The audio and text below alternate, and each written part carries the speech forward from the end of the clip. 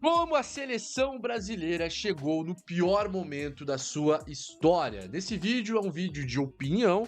Eu vou trazer aqui o porquê que eu acho que o Brasil sim está vivendo o seu pior momento e como que nós chegamos nesse momento. Claro, o Brasil já teve vários momentos ruins lá atrás, no passado, vários vexames, várias derrotas, o que faz parte da história do futebol, né? Desde o 7-1, as eliminações na Copa do Mundo, você pega lá o vexame da Copa América de 2001, onde o Brasil foi eliminado por Honduras, né? Naquela Copa América na Colômbia, 2001. Enfim, tem vários outros momentos. A Copa de 90, né? Foi uma Copa bastante conturbada. O Brasil se classificou para a Copa de 94 apenas no último jogo, onde o Romário foi convocado e o Romário resolveu e levou a classificação para a Copa do Mundo dos Estados Unidos em 94. O Brasil já teve vários vexames, vários momentos ruins. O 7-1, acredito que é o maior vexame, mas eu não acho que o período do 7-1 foi o pior momento da história. Eu acho que hoje, sim, a gente vive o pior momento da história. Porque hoje a gente não vê nenhuma esperança, a gente não vê jogadores que podem ter a capacidade de mudar um jogo de Copa do Mundo. E eu vou destrinchar tudo isso aqui nesse vídeo. Relembrando, esse vídeo é um vídeo de opinião, beleza? Então, é um vídeo aqui pra gente trocar ideia. Quero saber também a sua opinião, o que você acha aí sobre o atual momento da seleção brasileira. Deixe a sua opinião nos comentários. E não se esqueça de deixar o like, de fazer também a inscrição aqui no canal, caso você não seja inscrito, do mainstream alternativo, do futebol do passado pro futebol do presente. Futebol revoluciona, então se inscreva no canal e deixe o like. Vamos lá, primeiro eu vou pegar aqui um recorte, pegando ali o ciclo da Copa do Mundo de 98 e 2002, e vocês vão ver aonde eu quero chegar aqui. Naquele período nós éramos vice-campeões da Copa do Mundo em 98, e a gente viveu momentos de altos e baixos ali nesse ciclo. Depois que o Zagallo saiu, depois da Copa de 98, o Luxemburgo assumiu, era até então o melhor treinador, né, do país na época, só que ele acabou não dando certo, ele acabou saindo, depois entrou o Emerson Leão, e talvez o Emerson Leão foi, junto com o Fernando Diniz, os dois piores treinadores da história da seleção brasileira, e o Ramon Menezes também, e aí entrou o Luiz Felipe Scolari, o Felipão, e a gente acabou sendo campeão do mundo em 2002. Só que a gente teve dois momentos ali de crise braba nesse período, que foi três momentos, né? Teve ali as Olimpíadas de 2000, onde a gente foi eliminado por Camarões, e o Brasil tinha dois jogadores a mais do que Camarões, e mesmo assim a gente perdeu na prorrogação para a seleção camaronesa. E na Copa das Confederações de 2001, nós também fomos mal, o Brasil perdeu nas semifinais para a França, a gente estava ali com o Leão no comando, e aí o Leão foi demitido e o Felipão assumiu o lugar, e teve um momento também em que o Brasil foi eliminado por Honduras na Copa América, onde os jornais da época, as reportagens, né, a reportagem, por exemplo, do Globo Esporte, colocava que era o maior vexame da história da seleção brasileira ter sido eliminado por Honduras na Copa América, que até então eu concordava. Aí depois veio o 7-1, né? O 7-1, cara, é o maior vexame da história do futebol brasileiro. O Brasil foi para a Copa de 2002 com bastante crise, com vários pontos de interrogação e com uma desconfiança muito grande da imprensa e dos torcedores em relação ao trabalho do Luiz Felipe Scolari, principalmente pelo fato dele não ter levado o Romário para a Copa de 2002. O Romário vinha bem, né? Principalmente no ano de 2000, 2001 ali. Foram 2 anos em que o Romário jogou muito bem pelo Vasco, só que o Felipão preferiu não levar o Romário. É uma longa história, não vou entrar em detalhes. Eu explico aqui um pouco mais nesse vídeo aqui que eu falo do Romário, quando ele foi cortado da Copa de 98, da Copa de 2002, né, que o Brasil deixou de ter o maior, talvez um dos maiores ataques da história, que seria Ronaldo e Romário. A gente nunca teve o prazer de ver isso, de ter visto esse ataque na Copa do Mundo. E aí que eu quero trazer um ponto, cara. Por mais que o torcedor brasileiro estava desconfiado, a imprensa batia no Felipão, assim, o Brasil não foi como favorito para a Copa 2002, estava ali entre os favoritos porque é o Brasil, mas a França vinha muito mais com muito mais nome, a Argentina também vinha com bastante força para a Copa de 2002. O Brasil estava entre os favoritos, mas não era o favorito. Só que, cara, você olha os nomes, mesmo sabendo que o Brasil não estava bem no período ali da época, você olha e você vê Rivaldo, que foi melhor do mundo em 99. Você vê Ronaldo Fenômeno voltando de lesão. Cara, o Ronaldo Fenômeno, principalmente no período da Inter e do Barcelona, assim, o cara foi assombroso, foi um fenômeno. Então todo brasileiro sabia que o Ronaldo era um cara bem diferente. Ronaldinho Gaúcho já começando a entrar no seu momento ápice ali da carreira, né, a partir de 2002, já brilhando no PSG, jogando muita bola no Grêmio. Também era identificado que o Ronaldinho era um talento bastante diferente. Roberto Carlos, como lateral esquerdo, disputou 2 vezes o prêmio de bola de ouro, cara, ficando entre os 3 melhores do mundo. Cracaço de bola. Aí você tinha Cafu, um cara de segurança na lateral direita. Então você tinha vários caras ali que, mesmo em momento de crise, você sabia que esses caras poderiam resolver um jogo de Copa do Mundo, por exemplo. E, além do mais, se você pegar jogadores que ficaram de fora da lista, então você tem Elber. Elber é um dos maiores jogadores da história do Bayern de Munique. Elber foi importantíssimo para a conquista do Bayern de Munique ali no início dos anos 2000. Tá entre os maiores artilheiros da história também do Bayern de Munique. E Elber nem era cogitado na época para a Copa de 2002. Djalminha foi cortado da lista do Felipão porque o Djalminha brigou com o treinador, deu um soco no treinador do Deportivo La Coruña. E o Djalminha era um talento absurdo. Aí você tinha o Alex. Muita gente fala que o Alex foi injustiçado porque o Alex tinha alguns problemas ali com o Felipão. Então, o Alex também não foi.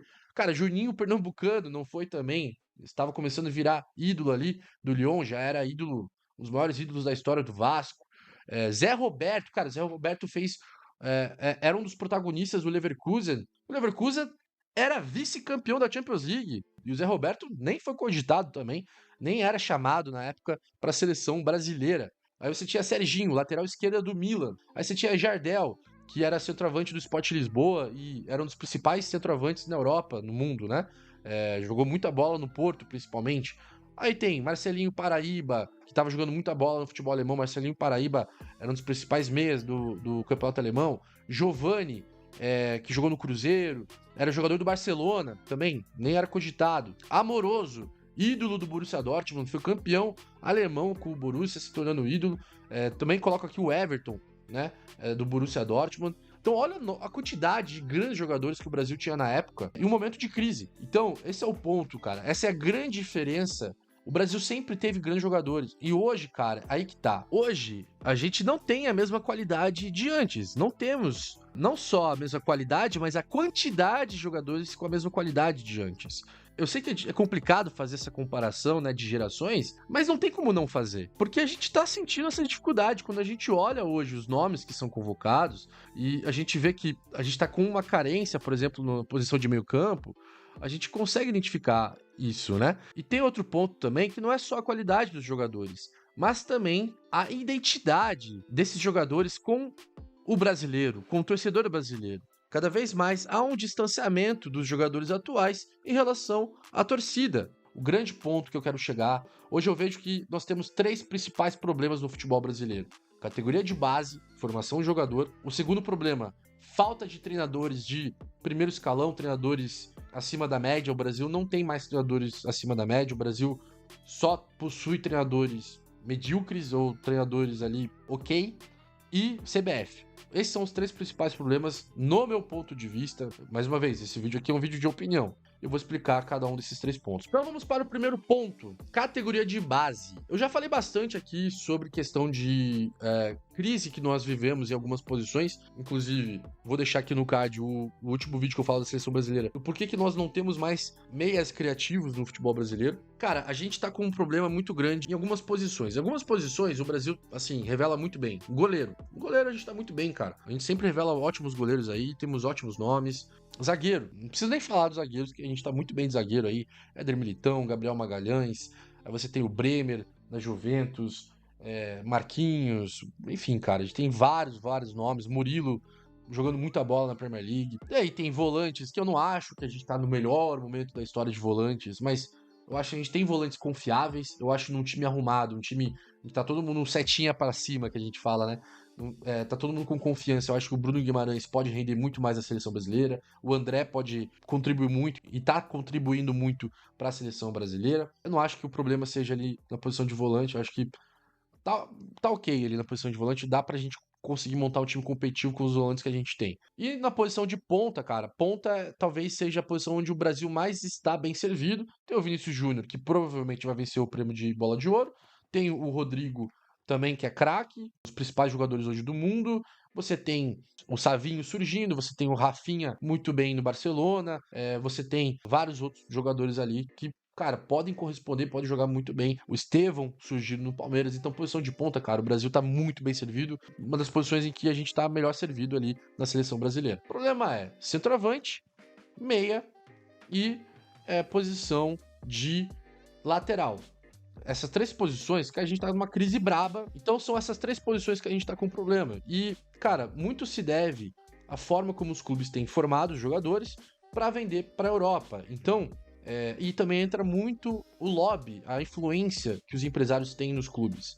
Por exemplo, lateral. É muito mais fácil você pegando um lateral que é muito bom tecnicamente, um lateral que tem ótimo 1x1, tem ótimas características ofensivas, é muito mais fácil você pegar esse cara e botar de ponta já de uma vez. Bota esse cara de ponta, porque o valor de mercado desse cara vai duplicar, triplicar, entende? Então, isso acabou com os laterais técnicos. Os nossos laterais se tornaram laterais, parecem laterais italianos, né? Os nossos laterais cada vez mais defensivos, mais priorizando a força física.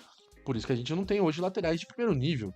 Posição de meio campo. Basicamente o Brasil só quer formar camisas... O Brasil só quer formar camisa 8, só quer jogadores da característica do Bruno Guimarães. Então aquele jogador que às vezes é mais criativo, é um jogador mais inventivo, é um jogador às vezes muito bom tecnicamente, que, cara, vai deixar um pouco a desejar na marcação, não vai ter a mesma intensidade, a mesma pegada de um Bruno Guimarães, de um João Gomes.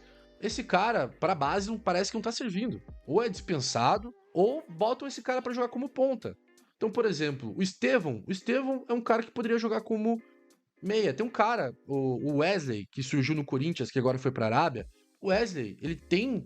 Você vê ali que ele tem características de ser um cara de ponta de lança. Então, a posição ponta de lança, que foi a posição que mais revelou craques pro futebol brasileiro na história, morreu.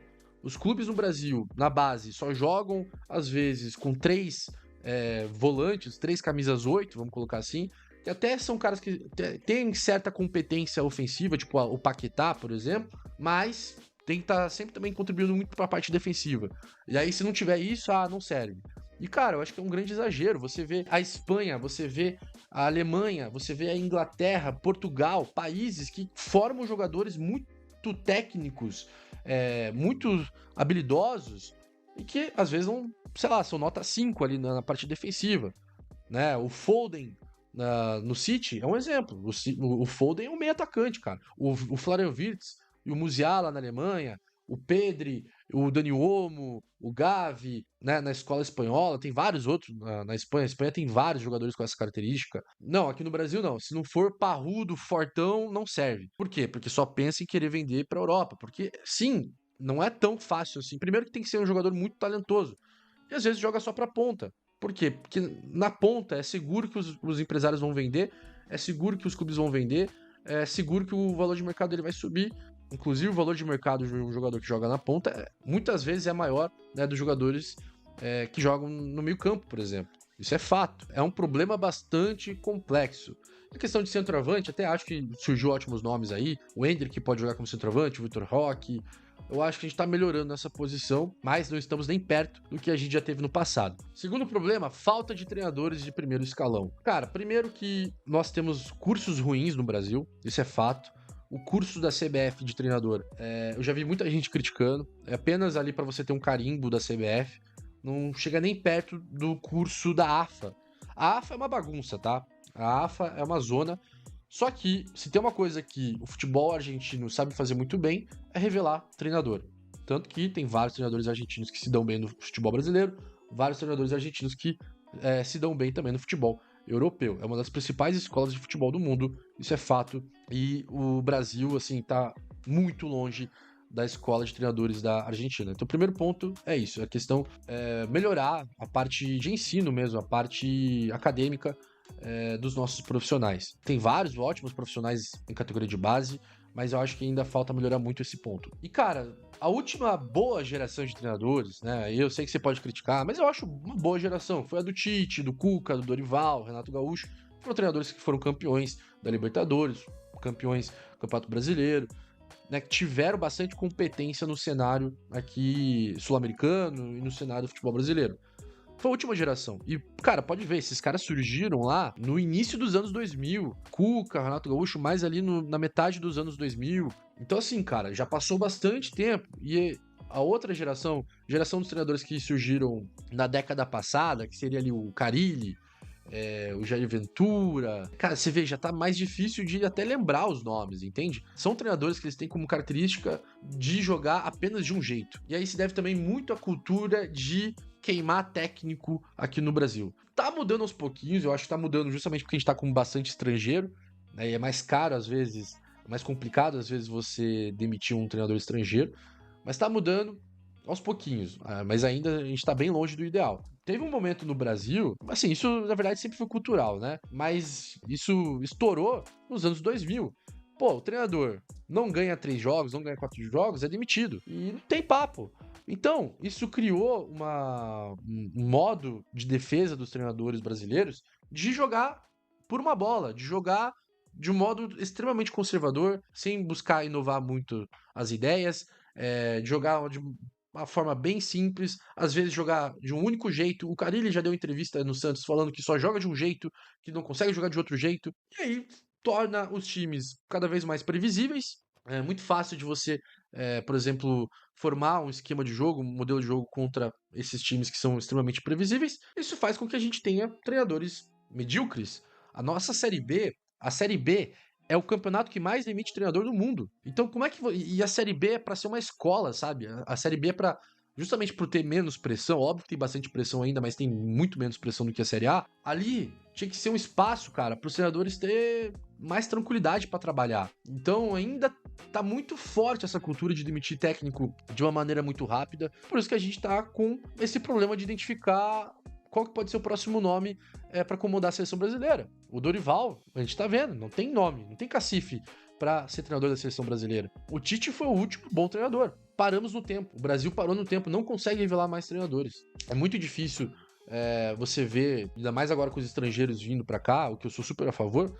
Tá difícil dos treinadores brasileiros conseguirem demonstrar o seu trabalho. E é óbvio que isso vai prejudicar na qualidade do nosso futebol de alguma forma. O Brasil já teve vários grandes treinadores no passado. Vários. O Brasil sempre teve grandes treinadores. A falta de qualidade dos treinadores brasileiros também é um problema muito grave e que a gente tá percebendo isso agora na seleção brasileira. E o último ponto, cara, é a CBF. Óbvio. A CBF é o maior problema de todos, que tem muito a ver com o problema de categoria de base, tem muito a ver com tudo. Então, é uma instituição bilionária, uma instituição que não tem problema financeiro, só que ela tá cagando pro futebol brasileiro. A CBF se tornou um instrumento político, um instrumento para fazer politicagem e sabe lá o quê, né? Já tiveram vários escândalos de corrupção, vários problemas que a gente nem sabe onde pode chegar isso na justiça. O Edinaldo é um cara que tá lá para fazer política, né? Ele tá muito atrelado aí a políticos.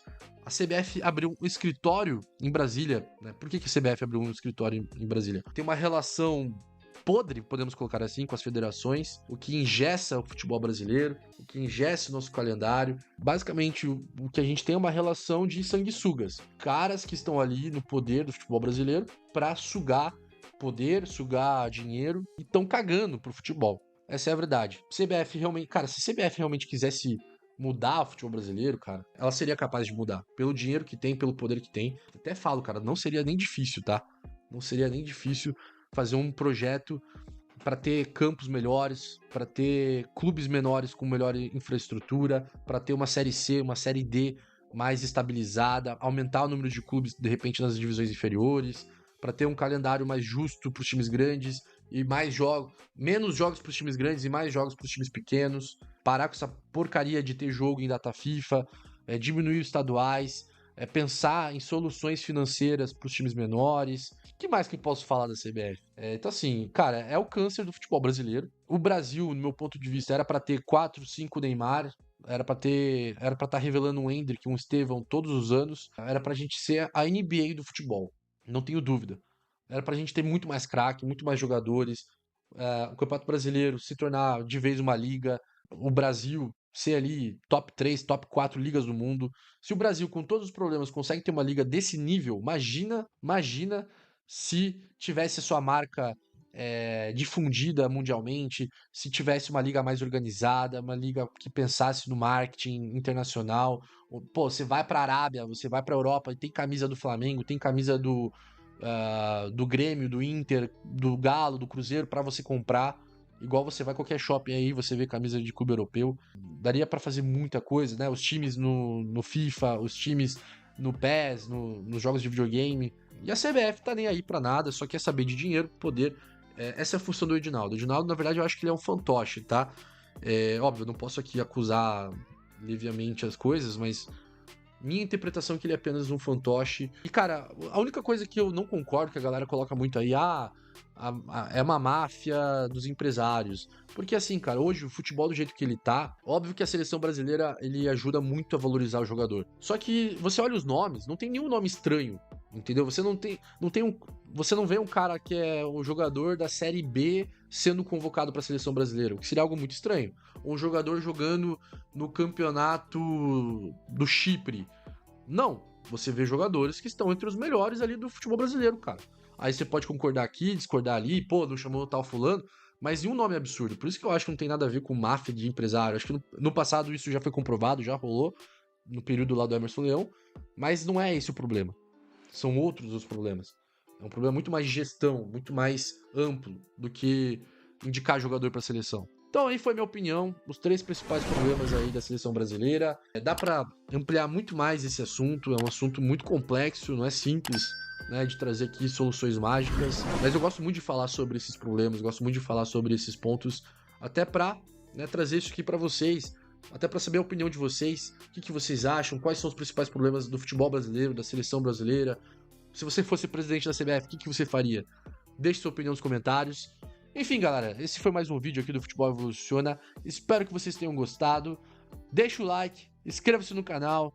Vai vir muito vídeo aí em breve. Tamo junto, obrigado pra você que ficou até o final. A gente se vê numa próxima. Falou!